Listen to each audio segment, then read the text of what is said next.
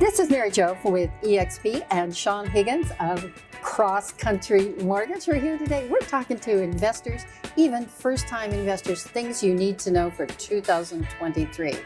We're going to talk about no-doc mortgages and iBuyers and what's the best bet for you.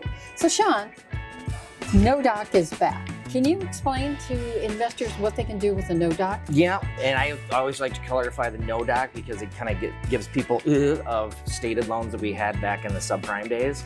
So basically what we have is programs for investors that are looking to purchase properties, and typically, investors are running pretty slim when it comes to a taxable income scenario because they depreciate a bunch of their income. So they're trying to qualify under normal guidelines that can be difficult for them. So what we do is we have a program that's a DSRC loan, and what that means is if a property that they're going to purchase, if we can prove based on an existing lease or the rent schedule from the appraisal that rent can cover 100% of the mortgage payment, that's all the documentation is needed.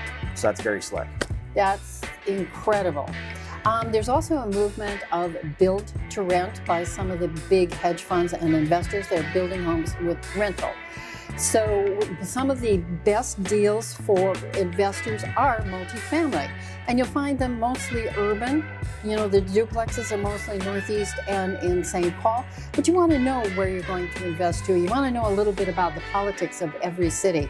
Like St. Paul had their rent stabilization, that killed that, because if you can't charge more as your taxes and everything goes up, you're stuck with it. But the surrounding suburbs are really good and they're really solid. And even new construction duplexes are a thing that are coming in. So the no-doc is really a big deal for investors. But how much down do you need for an investment property? In that particular program, 20% down is the minimum. You will see they're not going to be sexy on the interest rate, right? The interest rates are going to be much higher. But for the investor standpoint, they're looking at a way to acquire a property without having to do traditional financing.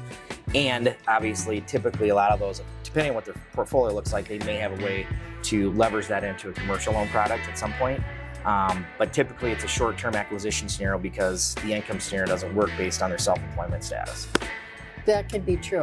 And the difference between a residential loan and a commercial loan is 1 to 4 units qualifies for residential, which is much easier to do. And a commercial loan is 5 units upwards. So, and they can refi out of that no-doc loan with a higher interest rate at any time in the future. Yeah, some of them do have prepayment penalties on them. Okay, so we have to be careful of that. Yeah, it depends on the state. We're working on right now, it's in Iowa. Iowa does not allow prepayment penalties on any type of products, whether it's a non-agency or Fannie Mae or Freddie Mac. So I'm guessing you could probably figure out if you can't do a prepayment penalty, they're going to shoot the interest rate and the closing cost up on those. But again, for an investor, if they know the mortgage obligation payment monthly is covered by the rents, that's really all they're looking for. Absolutely. So if you're interested or even thinking about an investment, if you own a home and are thinking of investment, if you're a first-time investor, I used to teach Investment 201 with a team before, and the best bet for a first-time better is get a duplex. Live in half of it. Have them pay at least half of your mortgage. And then 2 years later, you can move on to a similar or better product with a low down payment as an owner-occupied. And one thing I would add to that too is there's actually a couple different ways you can get into a multi-unit property without having a significant down payment. One would be qualifying for a Home Ready or Home Possible program. That's a conventional loan product that is based on your income, so you can't make too much income. But based on the zip code and the address of the property, we'd be able to look up and see what that income median would be. You can get away with purchasing duplex with 10%. And also you can look at an FHA product. FHA product will allow as low as 3.5% as long as you occupy one of the units yourself.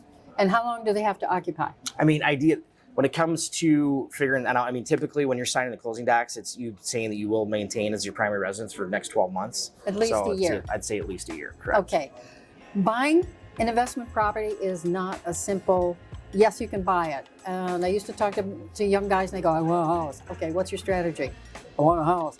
There is a long-term strategy and short-term. Short-term is buying it. Then what are you going to do? What is your tax scenario going to look like? So if you're interested at all for 2023, call Shaun or me and we'll set you up with a program and educate you on what you need to know. Thanks for watching. Stay tuned.